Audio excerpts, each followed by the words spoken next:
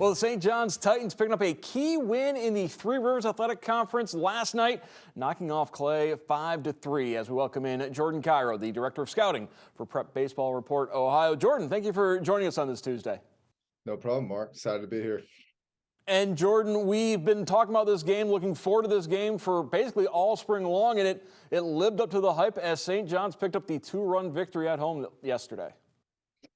Yeah, I think this is a game everybody had circled on their calendars.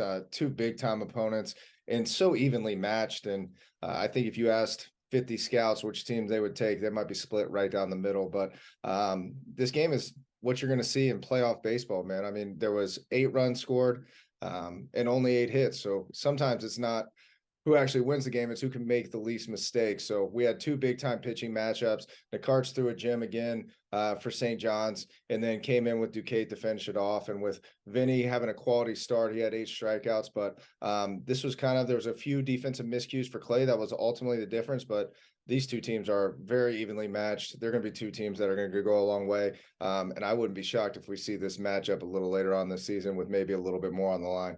And speaking of great pitching matchups, we had another one of those yesterday down in Wood County between Bowling Green and Perrysburg as Parker Ferris went the distance, struck out 11 Bobcats. Nate Kress, a good start on the mound for BG, just a little bit of a hard luck for Kress as he gave up 2 runs in the first inning. That was all that the Jackets needed to get the win. Yeah, I mean, you just hit it on the head. I mean, Nate Kress is a bona fide dude, man. He has Coach Halleck at BG is one of the best recruiters of pitchers in the country. He identified Nate early. He's just an explosive athlete from the right side, been up to 90 miles an hour. But I'll tell you what, this Parker Ferris guy is a guy that we're going to be. He catapulted his name into the top of us must see him throw next time. He's a guy that we haven't seen since he made a velo jump, so he's a big dude. We have him at 6'4", may even be bigger than that now because we saw him last year. But he's a guy that we're going to be out to see right away because the 11 strikeouts, awesome. The big dude, big athlete on the mound, but only 2 walks and very limited pitches. So if you got that size and that pitch ability with the ability to throw strikes, like he's a guy that we need to get out there and see for sure. Who are some of the other dudes you're keeping an eye on this year? Well, how long you got, Mark? In this area, I'll stick with seniors this week because maybe we'll go a little bit deeper on as we go down the next few weeks. But for right now, the guys that stand off, we just talked about Nate Kress. He's a guy that we have a really high velo ceiling on. He's a guy that we think is going to throw really hard down the road. He's committed to Bowling Green.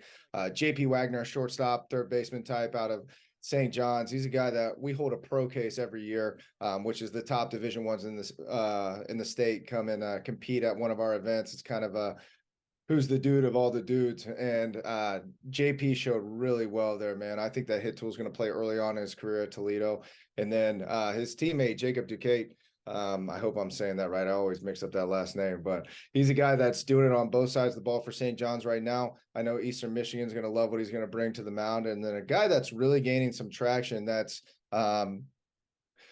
uncommitted right now is Cody Marcus. He's a guy that's thrown 2 straight really impressive outings, 14 Ks, 2 walks. No, sorry, 14 innings, my bad, 30 Ks and 2 walks. So he's a guy that is another guy we're going to be out early next week to see wherever his next start is.